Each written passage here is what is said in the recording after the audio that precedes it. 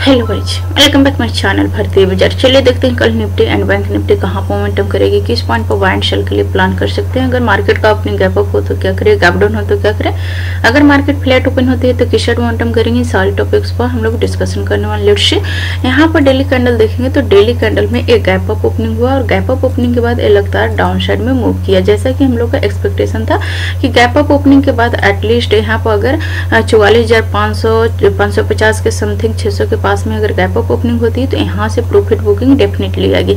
Area देखेंगे तो 44,800 से लेकर के 43,800 1000 पॉइंट का रेंज कंप्लीटली वोलेटिलिटी जोन है।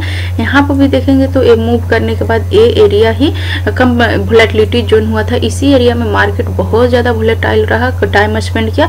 फिर से अगेन यहाँ पर मार्केट बैंक निफ्टी इसी रेंज में टाइम स्पेंड करा। दैट मीन्स ये लेवल अब कहीं ना कहीं तो ब्रेक करेगा, या तो मार्केट अप जाएगा या फिर डाउन जाएगा। कहीं ना कहीं ये ब्रेकआउट या ब्रेकडाउन देने वाला है, क्योंकि इस रेंज में मार्केट बहुत ज्यादा टाइम स्पेंड कर चुका है।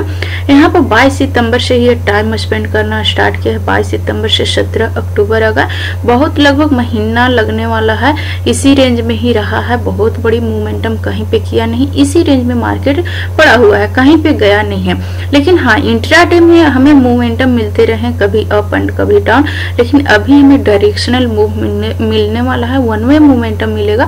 मे बी इस वीक थोड़ा सा इसी रेंज में ट्रेड करे, या फिर लास्ट वीकेंड तक इसमें गिरावट देखने के लिए मिले, या फिर अपर कहीं ना कहीं कोई कंफर्मेशन देगा कि मार्केट को जाना किधर है। अभी हम लोग यहाँ पर 15 मिनट कैंडल में देखेंगे तो हमें क्लियरली समझ में आएगा कि कल बैंक निफ्टी में जीरो टू हीरो ट्रेड कहाँ पे प्लान करना चाहिए, किस प्रीमियम को हम लोग परचेज करेंगे तो zero to hero trade plan होगा।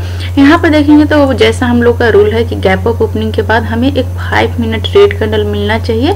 अगर ये रेड कैंडल हमारे रेंज में हो तो इसका देखेंगे हाई 44,590 का हाई है, और इसका जो लो लगा हुआ है 44,490 96 का लो लगा हुआ है। लगभग 100 पॉइंट का रेंज बना हुआ है और इसके लो का ब्रेकडाउन किया। हमारे स्टॉप लॉस के अकॉर्डिंग ये परफेक्ट था ट्रेड। यहाँ इसी पॉइंट पर इसमें एंट्री हो गया।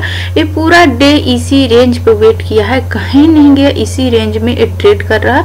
और यहाँ पर देखेंगे तो ये ब्रेकडाउन जो किया है 1.35 में इसका इस रेंज का ब्रेकडाउन हुआ, बहुत तेजी से मूव किया है। 44,500 का जो प्रीमियम 120 पर आ गया था इसी रेंज के आसपास में। जब यहाँ पर इसके नीचे मैं सेल की थी तो लगभग 125 के आसपास में मेरा एक्सिक्यूट हुआ था। और फिर जब ये मूव किया और इस मूव में जब यहाँ पे उछाल रहा था तो मेरा 120 आ गया था। और फिर जब इस मूवमेंटम में बहुत शानदार मूव किया, 240 का भी हाई लगा चुका है, बहुत जबरदस्त का मूव था। फास्ट यहाँ पर मोमेंटम किया, ये 1.35 को ब्रेकडाउन किया। ये मूव जो किया है 2.10 तक मूव किया, तो बहुत ही फास्ट मूव किया है। लगभग 20 से 25 मिनट के अंदर, 30 मिनट के अंदर ये बहुत ही तेजी से मूव किया है और अच्छा प्रीमियम हम लोग कैप्चर कर पाए हैं। अभी हमारा ट्रेड ऑफ प्लान क्या होना चाहिए, मार्केट यहाँ पर देखेंगे तो ये स्विंग है बना हो रहा है, इसी के पास से में उछाल है। मार्केट फ्लैट ओपन हो तो 44,300 के नीचे 5 मिनट रेड कैंडल क्लोज करेगा, हम लोग इसे सेल कर सकते हैं। फ्लैट ओपनिंग के बाद अगर मार्केट को अपर साइड में जाना है तो फिर हम लोग 44,500 को ऊपर ही बाइंग करेंगे। इसके ऊपर एक ग्रीन कैंडल क्लोज करके यहाँ पर थोड़ा सा हायर है फॉर्मेशन इस तरीके से बनना चाहिए, तो 44,500 के ऊपर बाइंग करेंगे। फर्स्ट टारगेट 44,700, सेकंड टारगेट 44,950 का होना चाहिए। इस रेंज में ओपन होती है तो अगर एक कल में भी गैप अप ओपनिंग हो जाए अगेन 44,600 या 700 के रेंज में अगर गैप अप ओपनिंग हो जाती है तो फिर साइकोलॉजी चेंज हो जाएगा, सेंटिमेंट चेंज होगा। उसके लिए हमें प्राइस पैटर्न के लिए वेट करना है। अगेन प्रॉफिट बुकिंग आ सकती है, या फिर थोड़ा बहुत डाउन साइड मूव किया फिर अपर साइड में जा सकता है।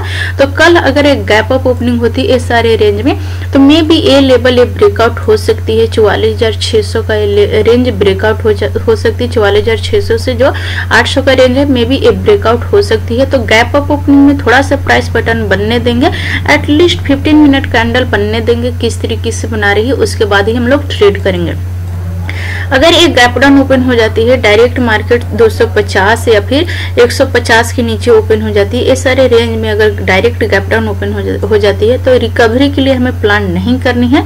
मे भी हो सकती है कि रिकवरी आए, लेकिन रिकवरी में हमें बाइंग के लिए प्लान नहीं करना है। रिकवरी के बाद जिस पॉइंट से भी सेलिंग का पैटर्न बनाएगा, एक रेड कैंडल बनाएगा, रेड कैंडल के लो का ब्रेकडाउन करेगा, हम लोग सेल करेंगे और टारगेट 43,950, 44,000 का ये सब टारगेट होना है। लेकिन ध्यान देना है कि गैप डाउन ओपनिंग में हमें रिकवरी के लिए प्लान नहीं करना है। मे बी रिकवरी आए या फिर इसी पॉइंट पर गैप डाउन ओपनिंग के बाद रेड कैंडल बना दे, रेड कैंडल के लो का ब्रेकडाउन करेगा तो फिर कंटिन्यूअसली हम लोग इसे सेल साइड में प्लान कर सकते हैं, कंटिन्यूअसली इसे सेल कर सकते हैं।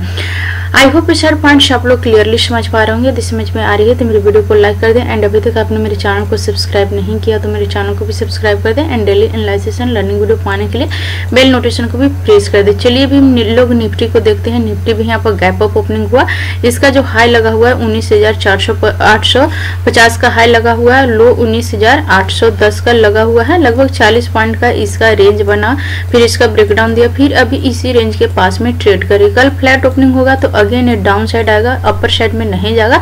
तो फ्लैट ओपनिंग के बाद एक 5 मिनट हमें रेड कैंडल मिलना चाहिए, रेड कैंडल मिलती है, लो का ब्रेकडाउन करती है, हम लोग सेल करेंगे। इसका टारगेट 19,720, 19,680 का हो सकती है। तो 19,720 फर्स्ट टारगेट, 19,680, 675 का सेकंड टारगेट हो सकती है। अगर इसको अपर साइड में जाना है तो इसको गैप अप ओपनिंग होना पड़ेगा और इसका लेवल ब्रेकआउट करना पड़ेगा 19,850 के ऊपर। इसके ऊपर एक ग्रीन कैंडल क्लोज करेगा तो हम लोग यहाँ पर बाइंग कर सकते हैं और फर्स्ट टारगेट 19,920 का होना चाहिए और सेकंड टारगेट 20,000 का होना चाहिए। लेकिन इंपॉर्टेंट है इसके ऊपर इसको सस्टेन करना चाहिए, 19,850 के ऊपर ग्रीन कैंडल क्लोज होना चाहिए। गैप अप ओपनिंग के बाद अगर ये क्लोजिंग देती है तो फिर अप साइड में मूव कर सकती है, अप साइड का इसमें मोमेंटम बहुत ही फास्ट मिलेगा। आई होप चार पॉइंट्स आप लोग क्लियरली समझ पा रहे होंगे। यदि समझ में आ रही है तो मेरे वीडियो को लाइक कर दें एंड अभी तक आपने मेरे चैनल को सब्सक्राइब नहीं किया तो मेरे चैनल को भी सब्सक्राइब कर दें and daily analysis and learning video पाने के लिए बेल नोटिफिकेशन को भी प्रेस कर दें। So thanks for watching this video till and. जय हिंद।